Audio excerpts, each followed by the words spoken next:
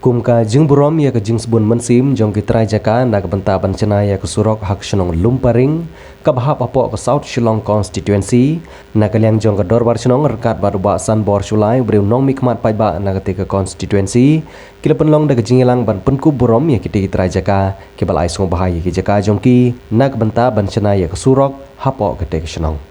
haba ajing kren ubak san bor sulai ulong bakine kitrai jaka kila ais ngo bahaya ke jaka jongki klem dabu ya kador henry kala ade ke jing sebun mensim jongki ban ais ngo bahaya ke senong kabalong naga benta ke jingbit jingbiang jong ke senong ha kalet kawan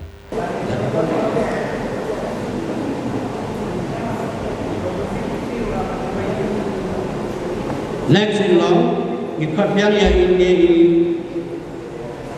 bayan jong iliat ke di anyu Shushu ulong ru banak benta jong uku munong wan ra ya ke next scheme sapun ku borom mahadin ke election MLA ahrajar ar pulai. Ha ketiga ju hi kesini nak yang jong teu MLA ula ais donia ka walk order nak benta bencana ya ketik surok bar ula kenturu ya kinong pentrei pan sedang no syan.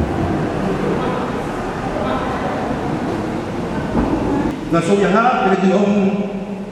jong ba sai hat wa lembah senong kita sebuah yang kawan bahasa ladai kita harus melibat pada felicity ya thank you pak saya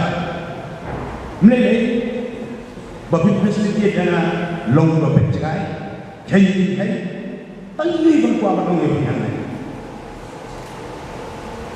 don't say felicity Muslim bukan agak sini kabar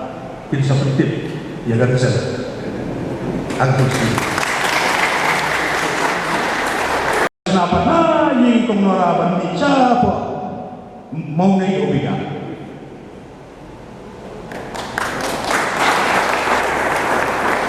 saupun nyobalah nerebut lain kabar nangnya apa dubika jumarlin kepada kepuaran kepada orang selamat pada lorong paling. Idang don saya punya habat tapslah. Nama keladon dijemput pada kepor bayang beri Hawaii kalau kapnya tinggal smash nilai yang berbeda kan bertindak aduh hati itu agaknya kada buat dugaan apa di Islam lah haporan sedangkan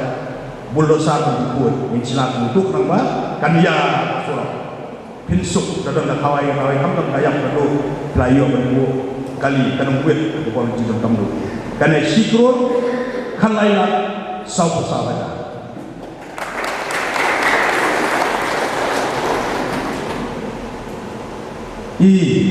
menakannya ada session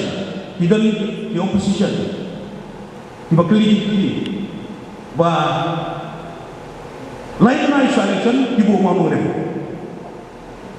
lain-lain election ibu manonim lap kepen di apa nyo industri yang nyo surok ndak election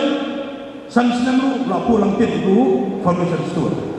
bobo ni tak di penting di apa just election nganga apa house ngong Mr. Speaker sa is that the whose foundation store tengapat jadi Abu Pawaran dan sempat dipun bangan sang. Mau, jadi kau korba, kau orang apa dia yang masuk, but di member betul betul orang paling sobat dengan IT.